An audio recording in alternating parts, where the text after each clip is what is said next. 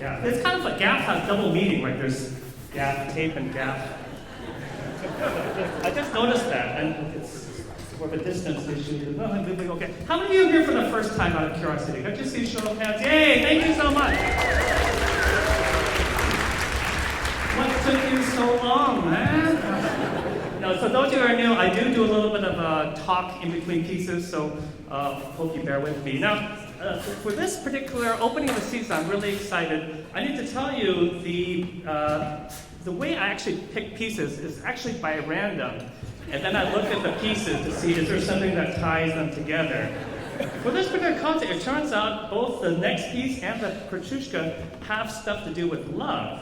Oh, but sadly, there's no happy ending. And so I was thinking about the title of this program. I was thinking about actually love doesn't work, love, man, but that doesn't, not very good for marketing and stuff. So we called it Love Reimagined. Reimagine this, yeah. So let me tell you a bit about the story of this next piece. So this is set in the Great Depression, Midwest, small family farm. And Lori is the daughter. She's just graduating from high school. She's the daughter of in this family farm here. And what ends up happening is a couple of, because it's the Great Depression, a couple of migrant workers, people are looking for work. They go from city to city. So these two migrant workers come, get hired on by the family farm. And it turns out that Lori likes Martin, who's one of the migrant farmers. So in this opening movement, there's three movements. It's really expressing the love interest between Lori and Martin. And what I want you to listen for in the first movement is the very beautiful melodies, but in some ways the very simple, pure melodies of them sort of having an interest. And then when we get to the end of the first movement, there's a bit of a sort of a stretched climax. And for you kids, they do kiss. So that is, at that moment, you can kind of imagine if you have this music behind them, they have the first kiss, right? So that's the end of the first movement. Now, the second movement, we get into a party scene. So that's the name of the song. And it's really celebrating her graduation. But of course, for her, she's quite excited that she's from Martin. They swipe right together.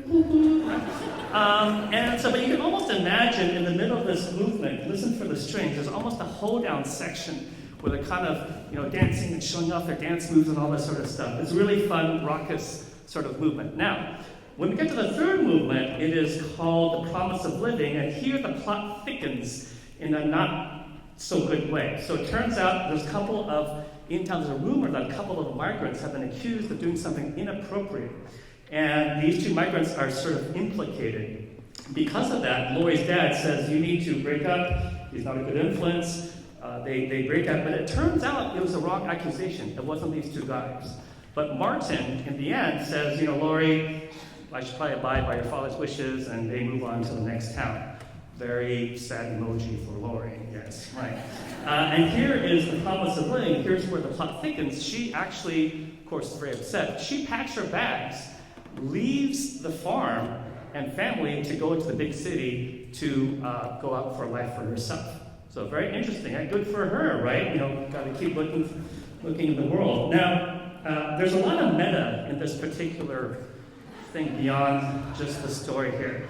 It was composed in 1953, right post-World War II, when the ideals were sort of in question between us and communism, right? And so if you listen to sort of the themes of this piece, promise of living, work, labor, community, actually Copeland was accused of being a communist. And in fact, there is a committee, a House Un-American Committee. Any of you remember that? Really? Okay, yeah. He was brought in front. Yeah. Those of you who are basically, you're probably born pretty well ago, right? House Un-American Committee, and he was brought in front of this committee and had to basically, say I'm not a communist and stuff. But there was always a suspicion. So that's one interesting thing. The second thing, of course, is in the 50s. Society really expected, women were kind of staying home, raising kids. There wasn't a lot of empowerment for women. And the fact that Lori got to lead and sort of making that statement, actually, in some ways, a lot of the women's movement took a lot of notes for this piece. So that's a little bit of the background. Now, if all this makes you want to have a drink, I don't blame you. Don't blame you. We have a solution for that. Town Hall has a concession stand.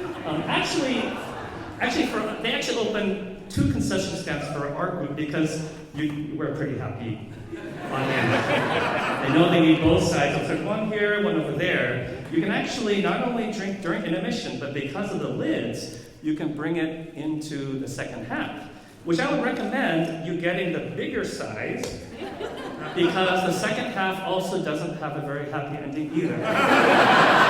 So just you need fill up your tank all the way. Okay. So, and the last thing I'll mention is those of you who only want single tickets, because of the fall concert, you can upgrade.